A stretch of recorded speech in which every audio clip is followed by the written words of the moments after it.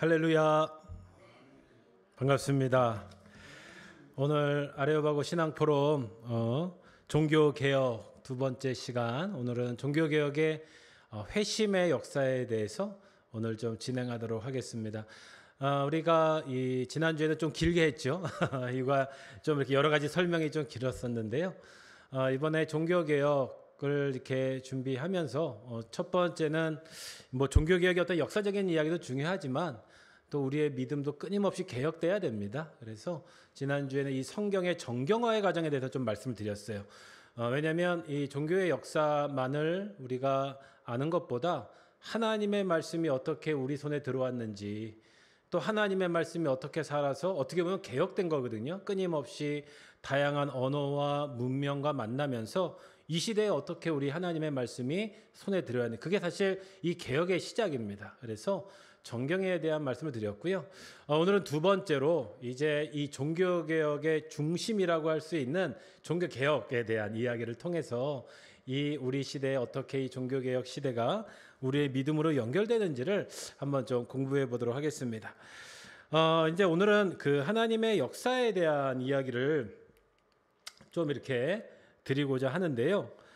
사실 하나님의 역사는 어떻게 되는가, 전으로 좀 넘겨주시겠습니까? 예. 저희는 인류라고 하는 인간의 역사를 가지고 있고요. 또 우리 믿음에는 믿음의 역사가 또 따로 있습니다. 또 개인은 개인의 신앙의 고백이 있죠. 우리가 이 하나님의 역사, 교회가 성경 때부터 시작됐지만 그 성경 안에는 많은 사람들이 하나님의 일과 하나님의 사명을 감당하면서 지금 여기까지 우리 교회가 온 것이죠. 그래서 우리의 믿음의 고백으로 할 때 하나님께서는 이 역사를 어떻게 운행하시는가, 이렇게 고백할 필요가 있는데 그 조건이 있습니다.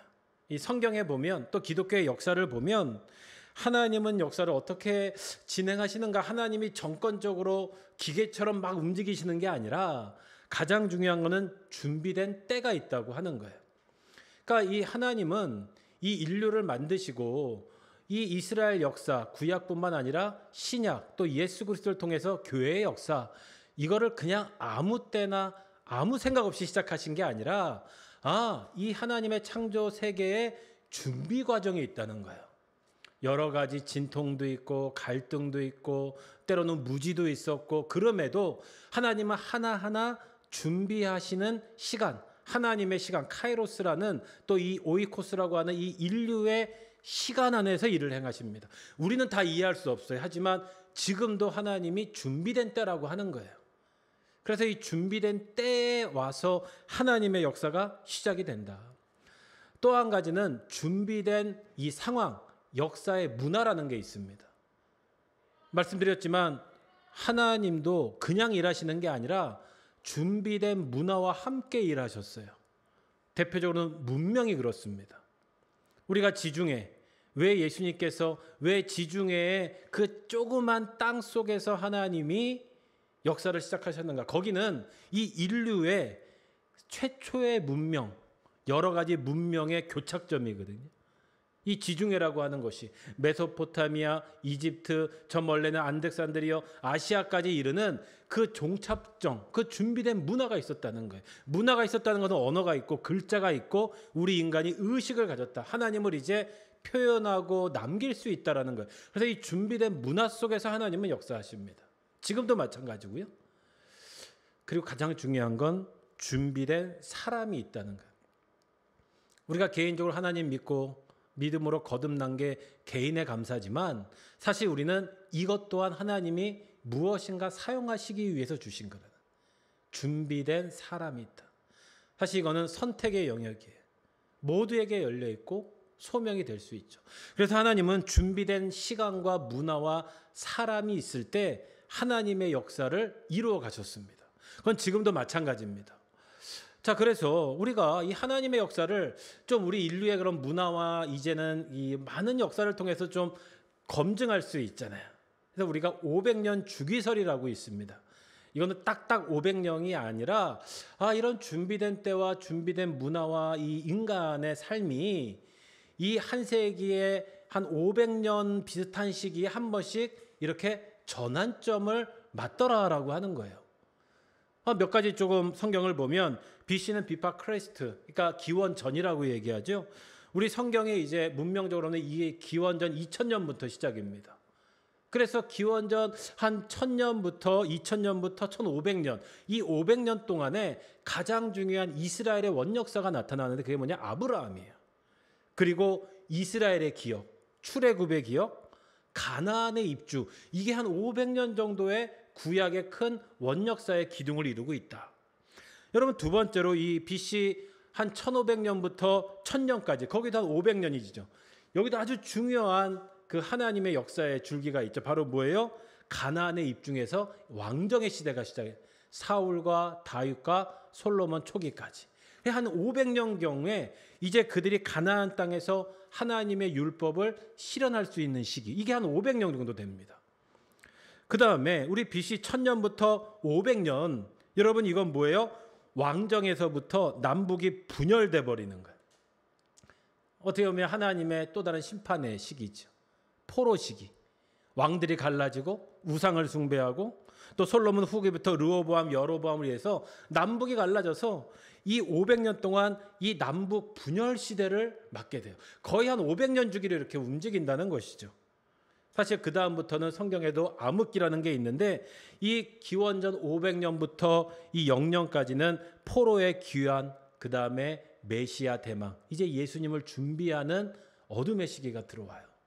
이 500년별로 이 문명과 성경의 역사가 진행됐다는 것도 우리가 한번 역사를 보면서 볼 수 있는 교훈이라고 할 수 있습니다.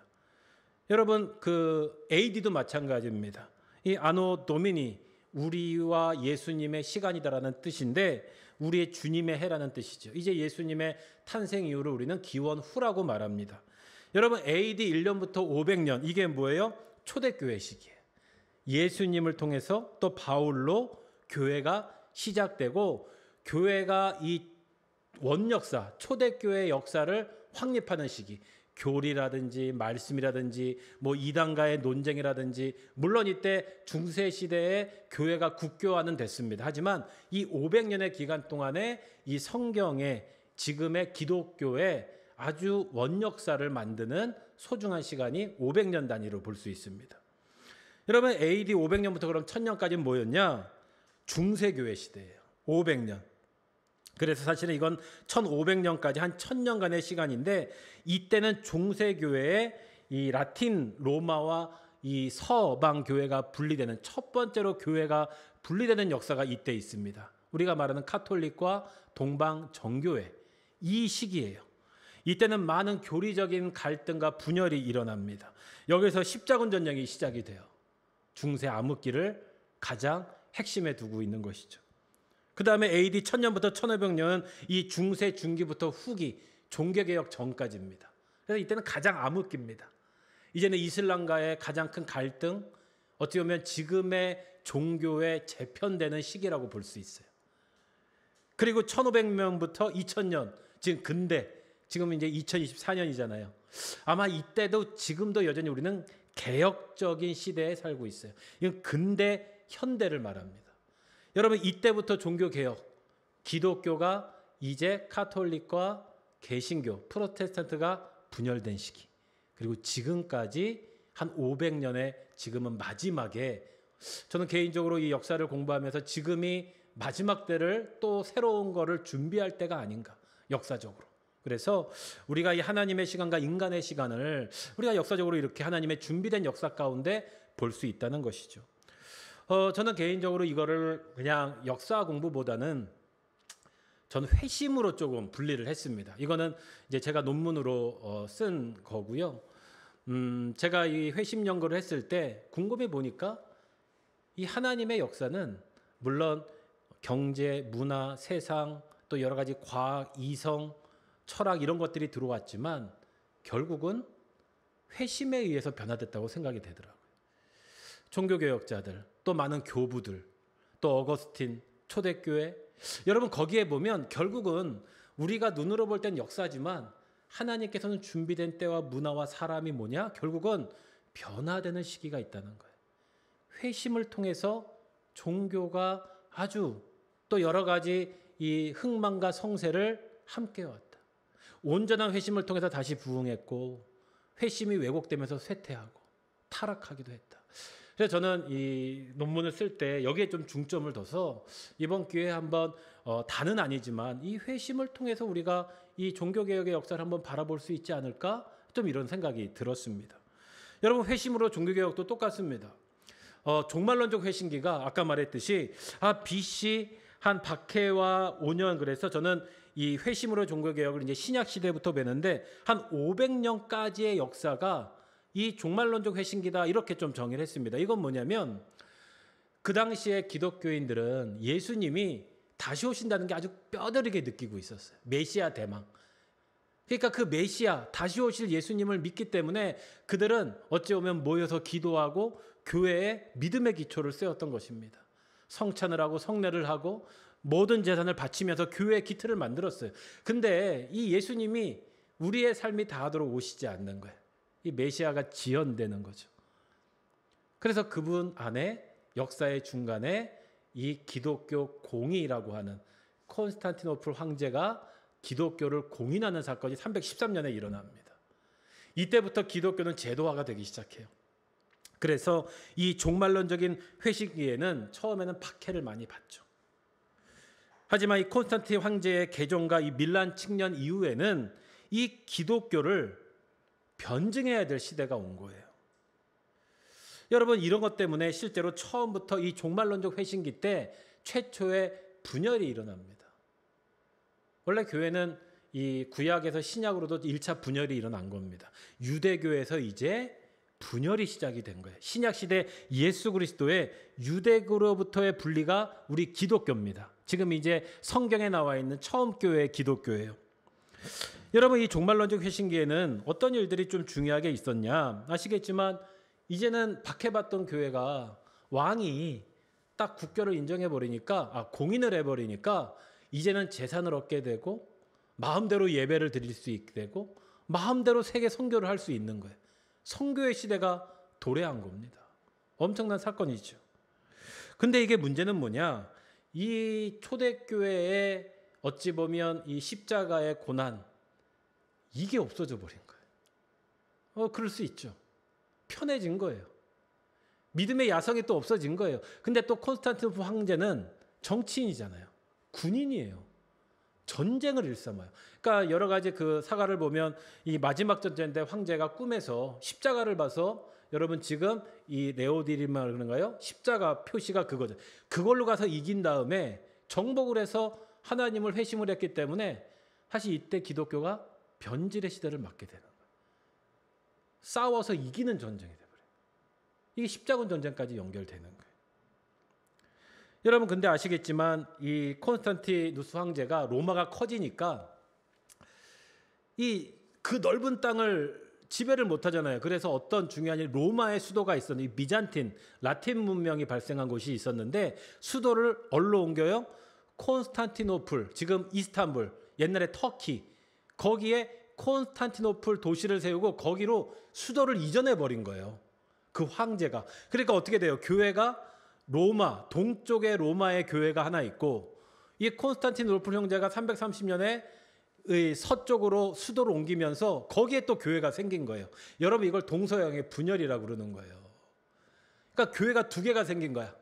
근데 서로 사이가 안 좋아요. 왜? 아니, 수도가 옮겼으면 일로 와서 황제를 섬겨야지. 그러면서 우리가 정통이야. 그래서 이 이스탄불, 지금의 서방 교회를 뭐라고 불렀냐? 우리가 정통교회야. 정교회라고 부른 거예요. 정교회. 여러분, 이게 많은 갈등이 있습니다. 그랬더니 이 원래 로마에 있던 그 교황들, 믿는 사람들이 이제 지도자들이 싸우는 거죠. 야, 무슨 소리야? 우리가 베드로의 무덤이 있고 여기가 교회 위에 교회야. 우리가 시작이야. 우리가 우선적인 교회야. 보편적인 교회야. 그래서 나온 말이 캐톨릭입니다. 캐톨릭. 그래서 서방에 지금 로마 교황청이 있는 곳이 캐톨릭 보편교회다라는 이름을 가지게 됐고, 저기 지금은 많이 없지만 그리스와 러시아 쪽에 있는 곳에, 또 터키에 있는, 거기는 이제 이슬람이 침략해서 망했죠. 그래서 거기는 동방 정교회다, 이렇게 된 거예요. 여러분 그때 이 아주 중요한 사건입니다. 실제적으로 이 동서마 교회가 그래서 분열이 되고요. 싸워가지고 그런데 이 서쪽 로마가 476년 거의 500년 막바지에 이 고트족과 게르만족에 의해서 멸망해 버려요.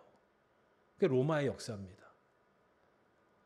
이방인들에게 기독교인들이 다 약탈당하고 로마의 귀족들이 다 죽어버리는 거예요. 여러분 근데 놀라운 건 그때 교회가 어떻게 됐을까?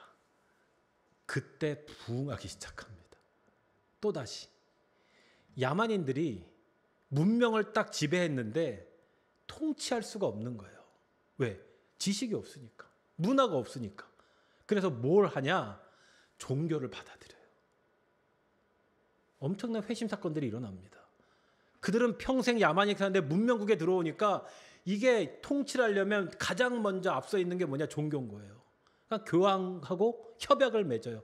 우리가 여기는 지배하지만 교황 당신이 우리를 인도해 주십시오. 그러면서 여러분 지금 유럽에 교회들이 생긴 게 그런 것 때문에 생긴 거예요. 그러니까 야만인들이 시작된 게 지금의 서방 교회예요. 그래서 교회가 오히려 든든히 서갑니다. 그런데 문제도 생기죠. 지식이 없다 보니까 이단들이 생기는 거예요. 옛날에 우상들이 들어오면서 야 예수님은 영매야 무당이야 막 이런 사람도 생길 거 아니에요. 또 지식 없이 막 예수님 믿으면 기저국을 바라고 막 이런 게 생길 게 아니에요. 그러면서 우리 지난주에 신긴 것처럼 성경이 번역되고 이단을 막기 위해서 교리가 생기고 신학이 생기게 된 거예요. 이게 아이러니죠. 그러니까 인간의 쇠퇴기가 하나님의 역사가 있는 거예요. 여러분 이게 이제 이 제도적 정치적 회심기로 들어가는 게 천년의 기간입니다. 여러분 이제 연결되는 건데 서방 로마 교회는 이제 막 분파가 되고 있고요. 이 동쪽 콘스탄티노플 교회는 어떻게 됐냐? 사실 거기는 침략을 받지 않았기 때문에 나름대로 정통적인 교황, 성경을 믿고 예수님을 믿는 사람들이 아주 잘 부흥을 하고 있었어요. 근데 정치적으로는 여전히 갈등이 있었습니다.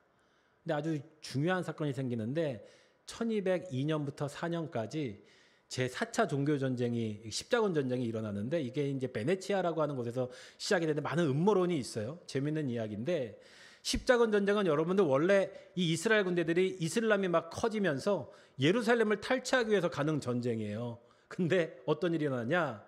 이 동쪽에 교황이 파견한 십자군 군이 이 베레아의 어떤 무역상의 이 장께 어떤 여러 가지 황제 문제나 복잡한데 일단 아니 글로 가지 않고 동쪽 콘스탄티노플을 가서 침략을 해버린 거예요. 서로 그 전까지 문화가 달랐지만 서로 죽이진 않았거든요. 근데 동쪽 교회와 서쪽 교회가 이때 완전히 갈라집니다. 4년 동안 엄청난 약탈과 강간이 일어나요. 그래서 그때부터 동쪽의 로마 교회와 서쪽의 바티칸 교회는 서쪽의 그 콘스탄티노플 교회는 완전히 갈라지게 됩니다. 서로 원수가 된 거예요. 이 역사적인 사실의 사건입니다. 그래서 이 십자군 전쟁 때 완전히 무너지게 되는데 안타까운 거는 여러분들 이 1453년 이제 그 15세기 마지막 천년 때 어떤 일이 일어나냐면 들어보셨을 거예요. 이 오스트만 투르크 제국 이슬람의 통일을 한 왕입니다.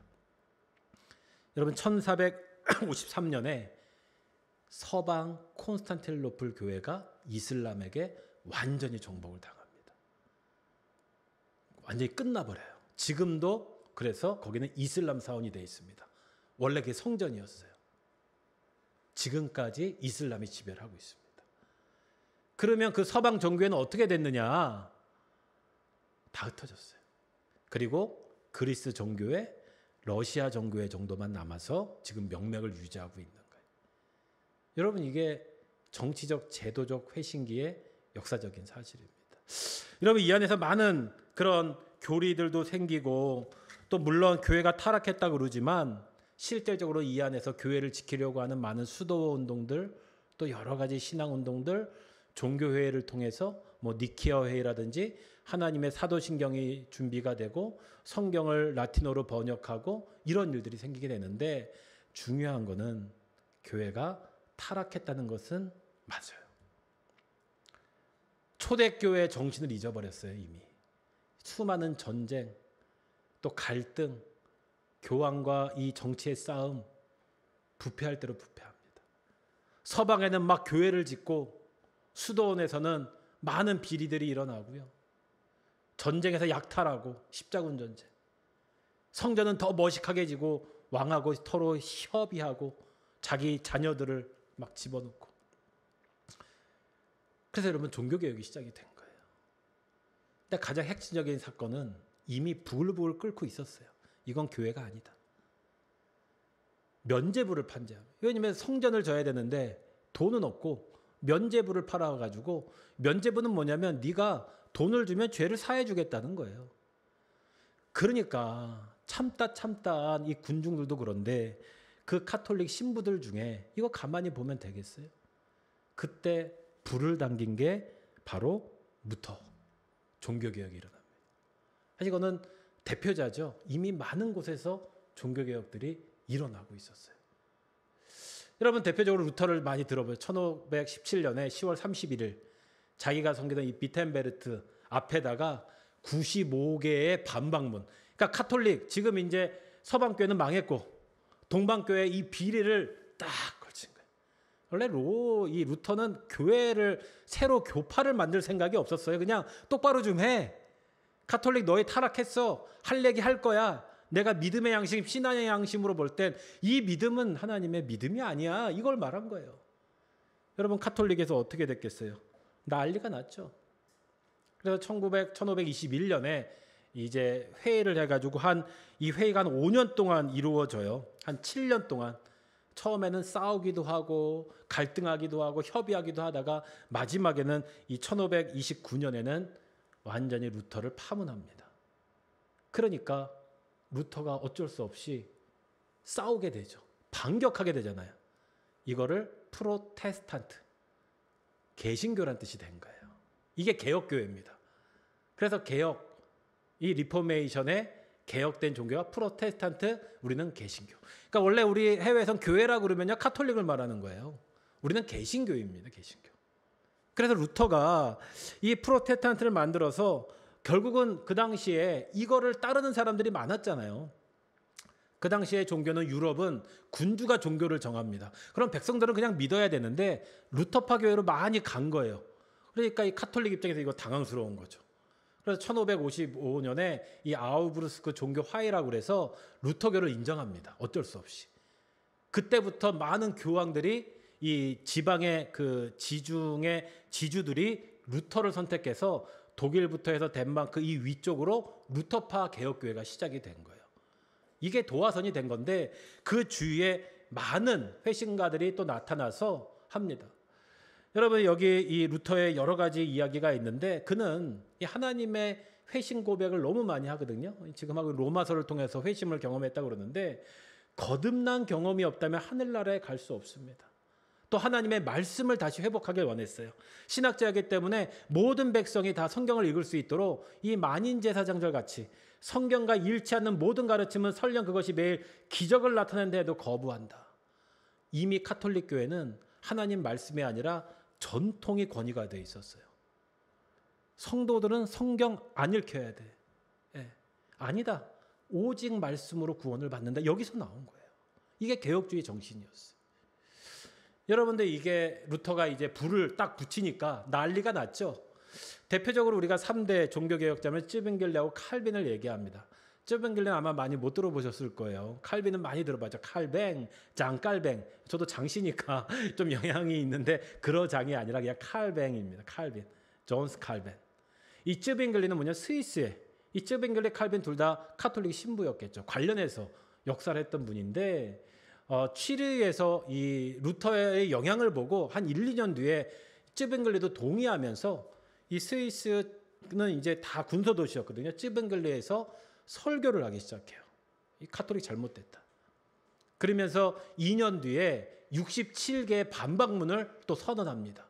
그래서 이 스위스의 쥐리히에서 이 종교개혁이 불같이 일어나는 거예요.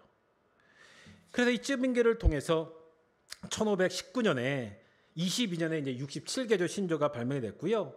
이 많은 종교개혁 사상을 이제 교회에 얘기하기 시작합니다.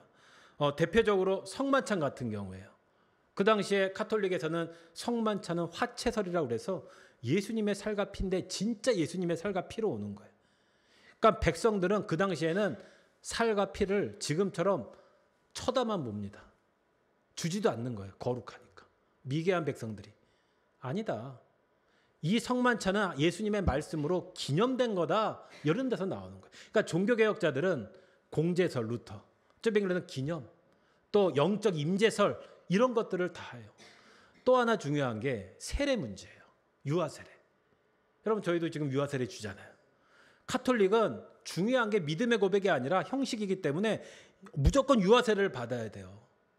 근데 종교개혁자들은 야, 믿음으로 고백하는 게 신앙인데 이 세례 받았다고 다 끝나? 세례는 주는 건 좋아. 하지만 구원을 확정하지 마. 이게 싸움이 된 거예요. 근데 이 종교개혁자 사이에서도 또 불만이 있는 거죠. 아니 믿음으로 구원을 받는데 세례, 유아세례를 받아야 된다고?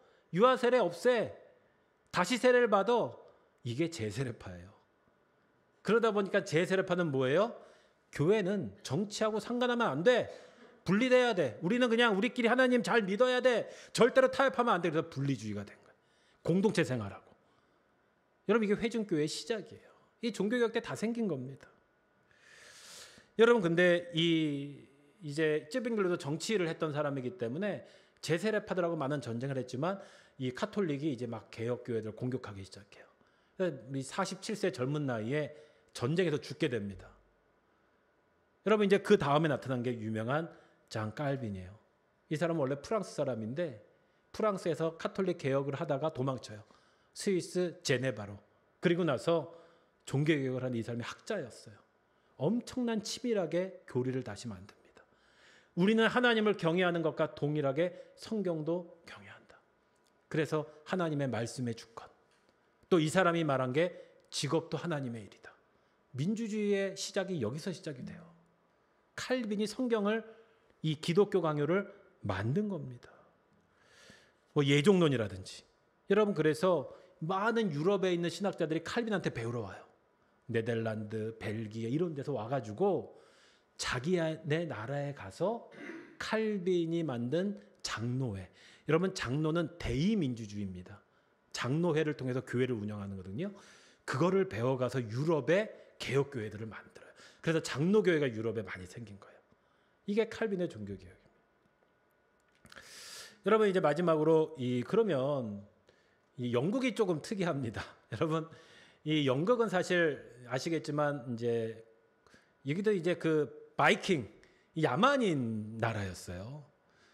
그러니까 이 나라는 좀 떨어져 있습니다. 그러니까 언제나 카톨릭 입장에서 영국은 눈에 가시야.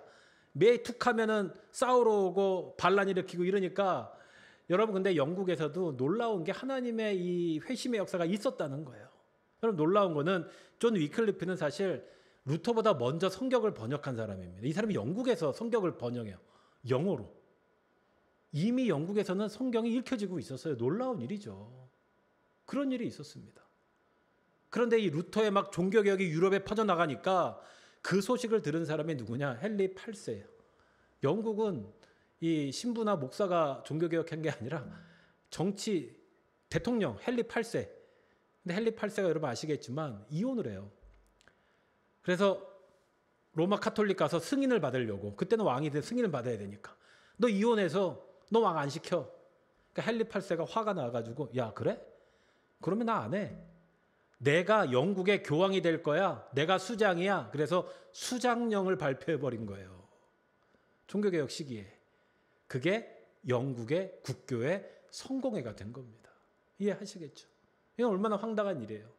여러분 그러니까 헨리 8세가 카톨릭에서 그냥 영국 국교회를 딱 만들어버리니까 거기 밑에 있던 많은 종교 분리파 사람들이 좀 아쉬운 거예요. 아니 우리도 종교개혁 해야지 카톨릭 따라가. 그래서 영국 성공회하고 우리가 좀 다르게 나가자. 그런데 거기도 차이가 있어. 우리는 그 안에 있으면서 개혁을 하자. 그걸 비분리파. 또 분리파가 나와. 아니다. 이거는 영국 성공회도 타락했어. 우리는 분리해서 독립해가지고 교회다운 교회를 해야 돼. 여러분 이게 퓨리탄입니다. 퓨리탄. 청교도. 분리, 청교도. 우리는 순결할 거야. 그래서 이들이 마지막에는 핍박을 당해요. 영국 성공회한테. 그래서 1620년에 메이플라워를 타고 미국으로 넘어간 게 청교도인들입니다. 많은 분들이 이걸 감리교인을 생각하는데 감리교인이 아니에요. 분리파 교인들. 핍박당하니까. 그래서 메이플라워를 타고 미국에 가서 신앙생활한 게 퓨리탄. 여러분, 이 퓨리탄은 원래 회중 중심의 교회인데 침례교입니다. 이게 침례교예요. 그리고 나서 한참 뒤에 이 존 웨슬리가 한 200년 뒤에 이 계몽주의 산업시대식의 영국 사회에 나타나서 원래 성공의 신부입니다.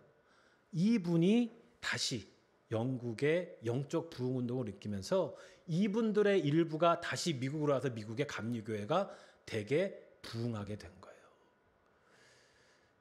미국의 장로교가 많은데요. 아까 말했듯이 저희가 좀 지나왔는데 아까 그 존 낙스 스코틀랜드 종교개혁자, 이 존 낙스는 이 칼빈 밑에서 배워가지고 영국 위에 있는 스코틀랜드에서 스코틀랜드 장로교회를 아주 크게 세웁니다. 아주 열정적인 선교가였어요. 그 스코틀랜드 장로교회가 또 그 대항해 시기에 미국으로 건너와서 미국이 현대 종교개혁의 새로운 트리거가 된 게 역사 시기라고 할 수 있습니다.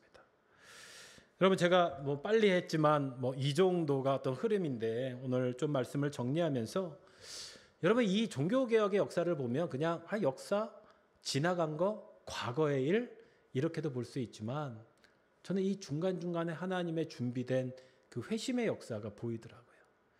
그래서 이 모든 어떻게 보면 유대교부터 기독교, 또 기독교가 개신교, 또 개신교로 종교개혁의 많은 분파로 지금 여기까지 우리 도림감리교회까지 와 있는 거죠.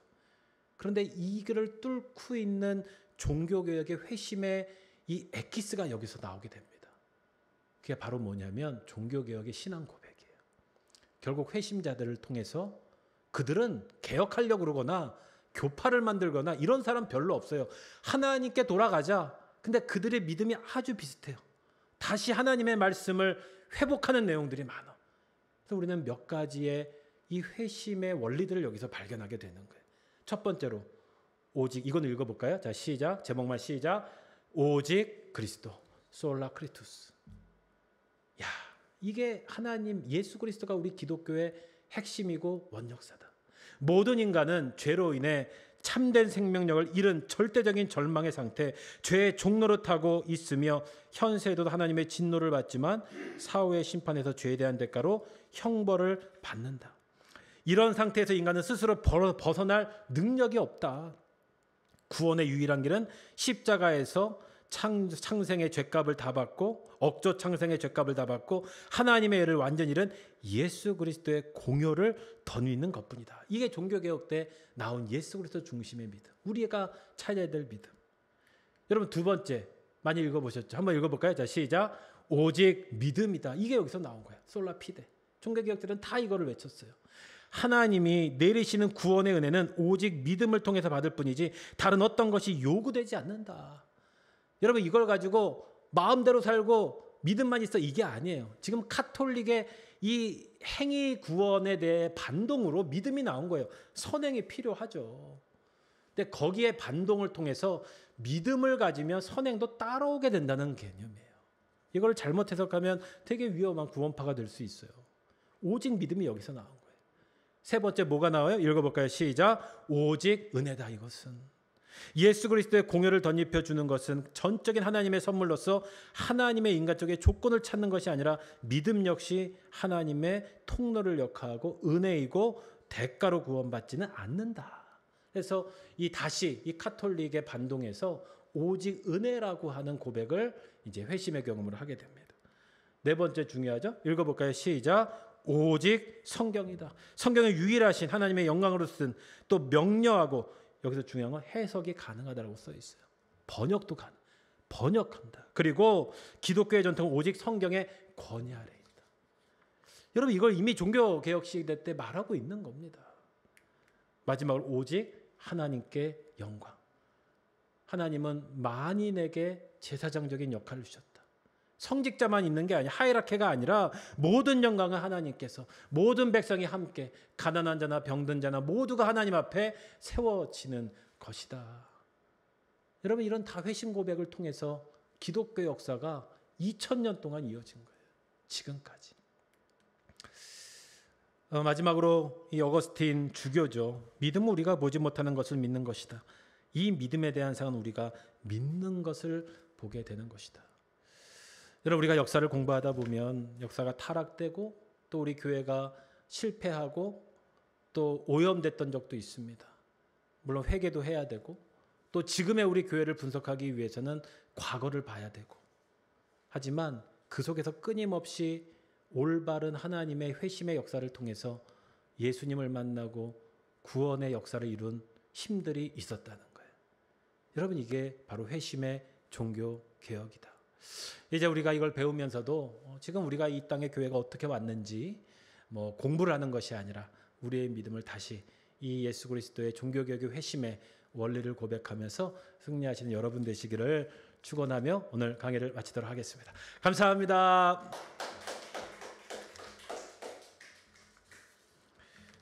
예.